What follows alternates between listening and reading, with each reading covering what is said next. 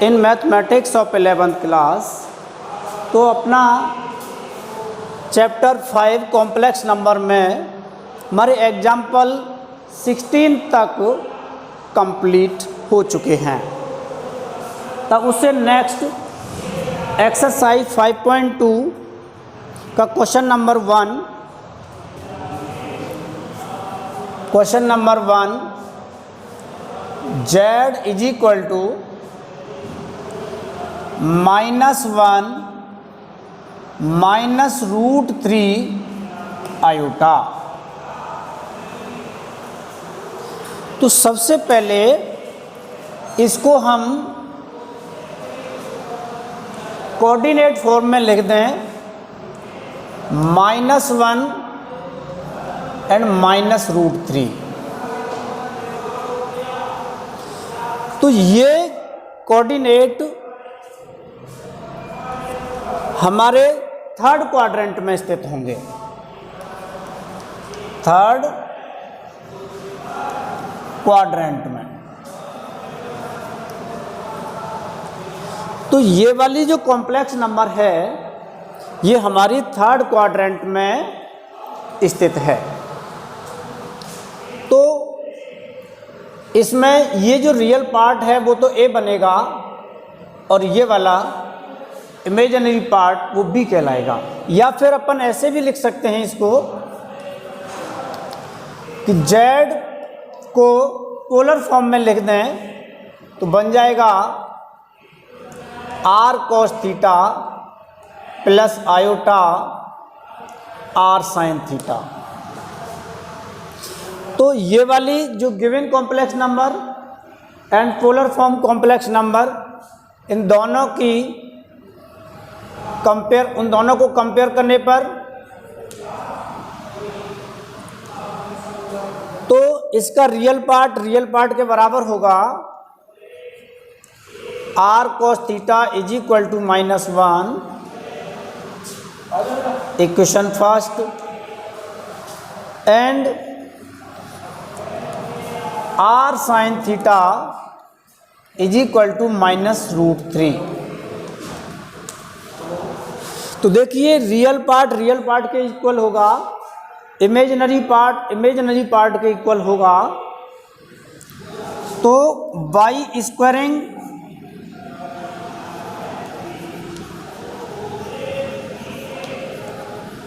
And addition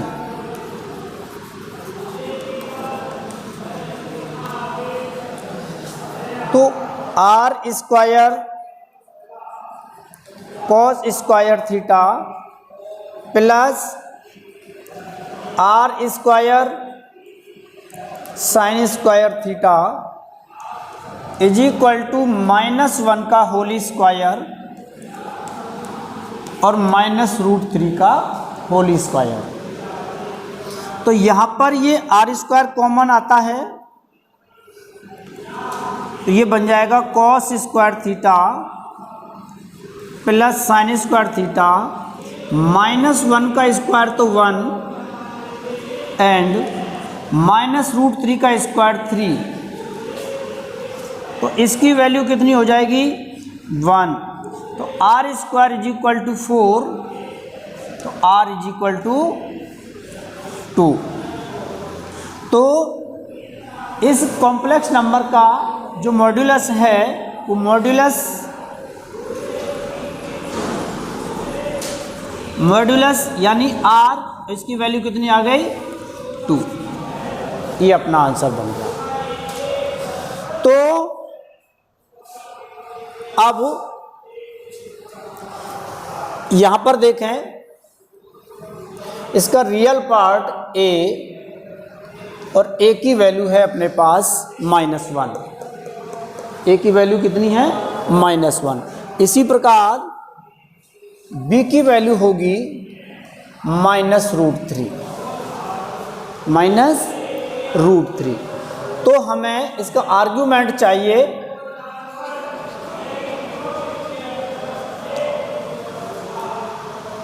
तो argument theta और ये कौन से क्वाड्रेंट में है थर्ड में। तो थर्ड क्वाड्रेंट के लिए जो अपना फॉर्मूला है वो क्या था, -पाई प्लस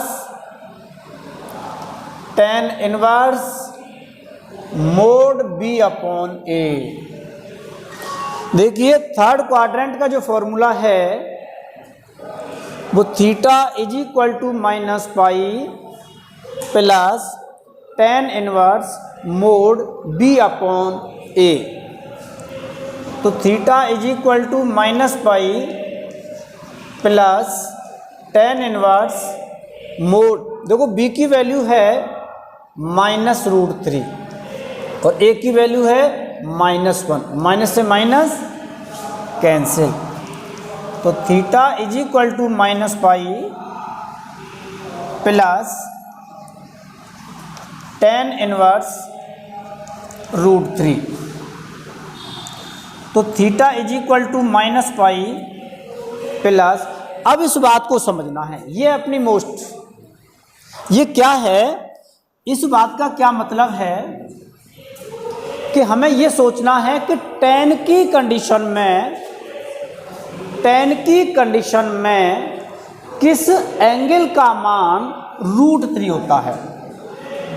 tan की कंडीशन में यानी tan के केस में किस एंगल का मान √3 होता है, और वो एंगल कौन सा है, 60 डिग्री, 60।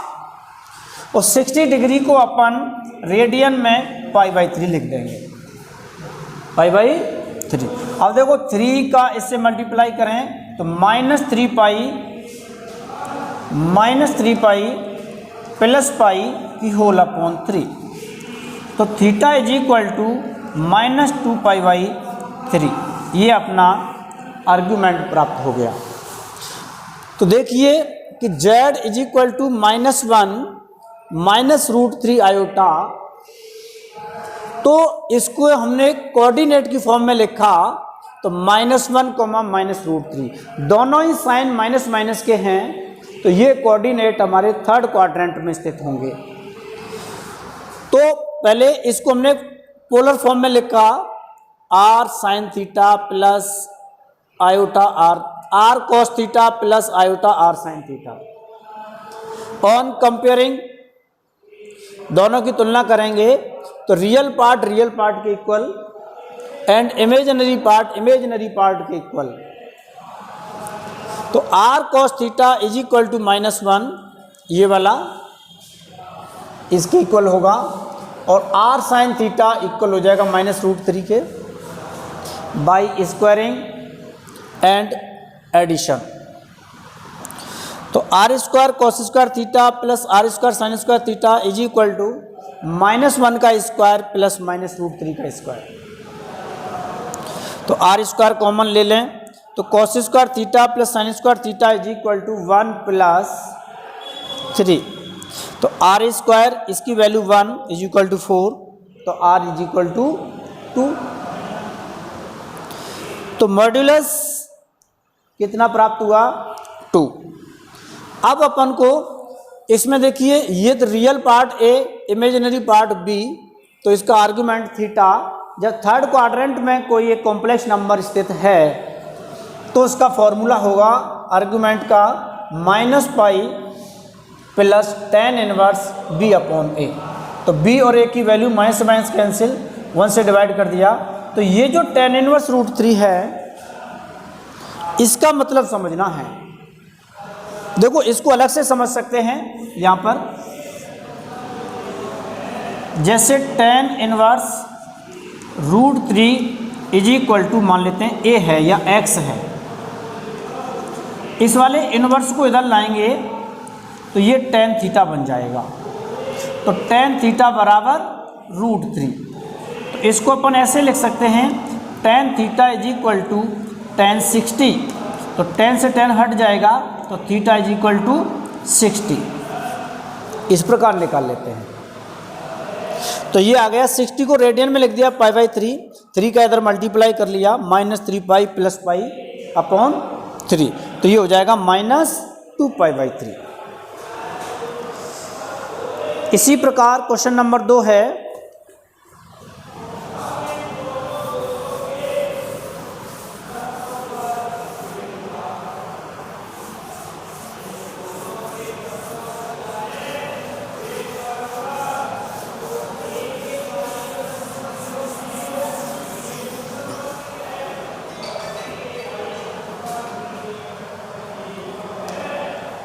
तो z is equal to -√3 plus iota. अब इसको हम कोऑर्डिनेट के रूप में लिख दें तो ये रियल पार्ट कितना है -√3 और इमेजिनरी पार्ट कितना है 1। तो ये x कोऑर्डिनेट तो नेगेटिव, y कोऑर्डिनेट पॉजिटिव, तो नेगेटिव माइनस और प्लस किस क्वाड्रेंट में होते हैं? ये वाले साइन होते हैं सेकंड क्वाड्रेंट में, सेकंड क्वाड्रेंट में।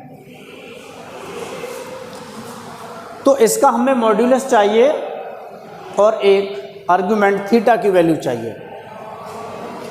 तो मॉड्यूलस हम इस प्रकार भी निकालते हैं, मॉड्यूलस z जिसको अपन स्मॉल r से भी प्रदर्शित करते हैं, is equal to root a² plus b²,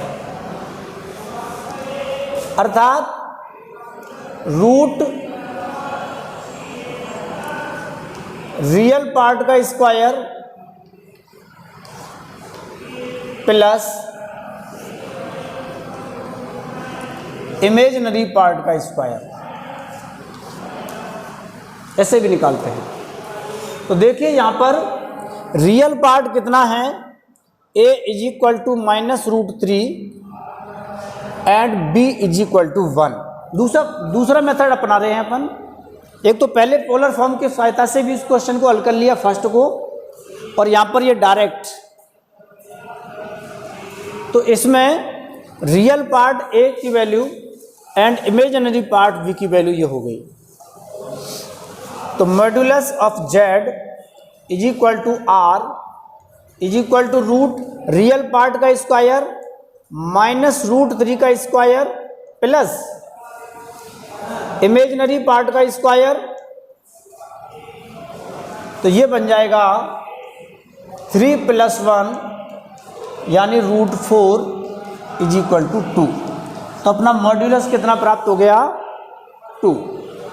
देखिए यहाँ पर mod z is equal to r root real part का स्क्वायर प्लस इमेजिनरी पार्ट का square is equal to √3 + 1 is equal to √4 अर्थात 2।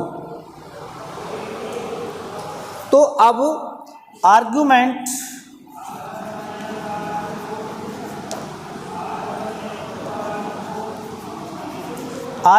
थीटा सेकंड क्वाड्रेंट का, तो सेकंड क्वाड्रेंट का जो आर्गुमेंट निकालेंगे उसका फॉर्मूला था pi minus tan inverse mod b upon a,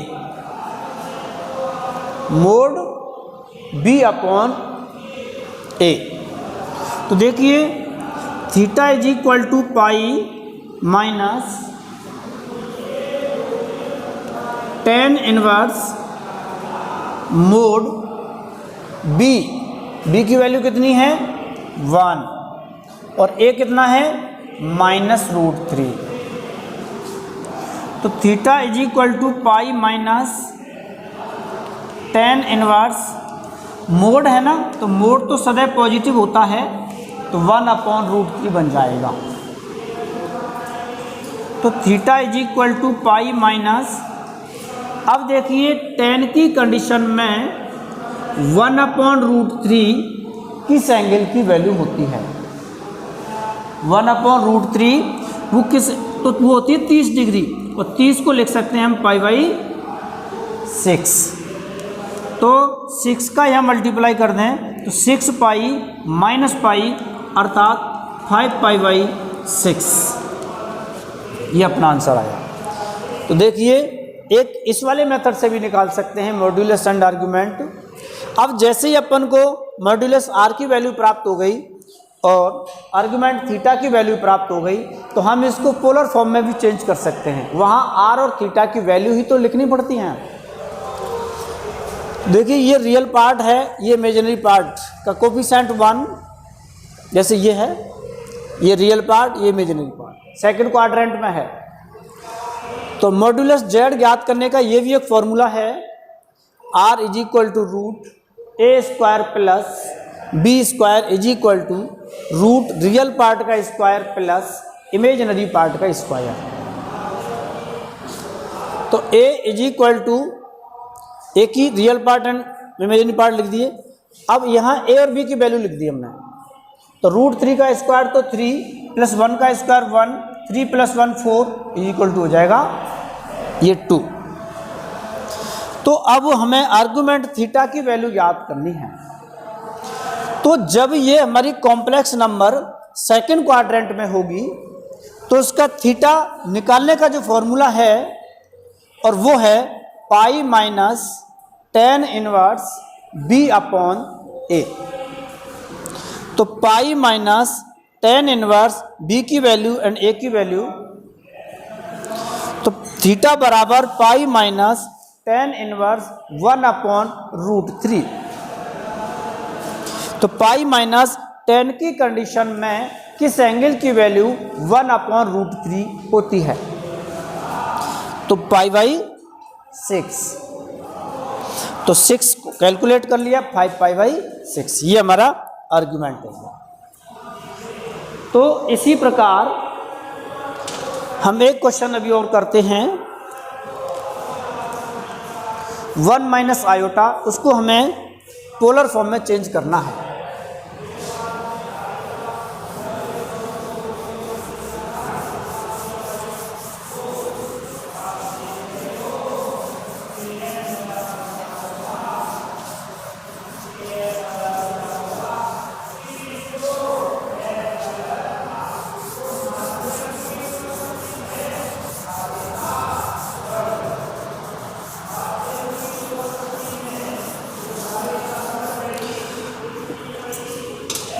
question number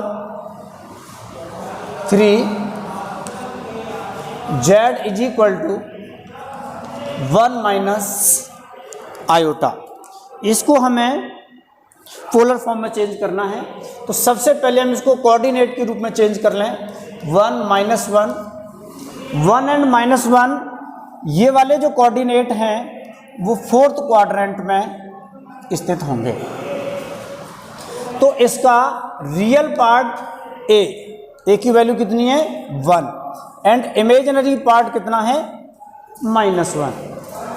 तो मॉड्यूलस ऑफ जेड अर्थात आर, और वो उसका फॉर्मूला है अपने पास root A square plus B square. तो रूट ए मीन्स 1 का स्क्वायर प्लस बी मीन्स -1 का square is equal to root 1 plus 1 is equal to root 2। तो ये हमें मॉड्यूलस प्राप्त हो गया, 1 का स्क्वायर एंड -1 का स्क्वायर। अब आर्ग्यूमेंट थीटा जब ये फोर्थ क्वाड्रेंट में स्थित है, फोर्थ क्वाड्रेंट में, तो इसका थीटा ज्ञात करने का जो फॉर्मूला है वो है minus tan inverse b upon a. देखो first quadrant, second quadrant, third quadrant, fourth quadrant में यदि कॉम्प्लेक्स नंबर पहले से है तो उसका आर्गुमेंट थीटा ज्ञात करने का फॉर्मूला सबके अलग अलग हैं। प्रत्येक क्वाड्रेंट का फॉर्मूला अलग अलग है, ये हमने पहले लिखा दिए हैं। तो ये theta is equal to minus tan inverse mod b means -1, a means 1, तो बन जाएगा माइनस tan इनवर्स 1, क्योंकि -1 एंड 1 -1 आएगा और ये बन जाएगा 1 is equal to minus pi by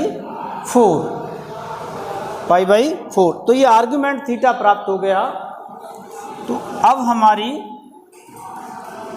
जो पोलर फॉर्म है z is equal to R cos theta plus iota sine theta, ये हमारी पोलर फॉर्म है।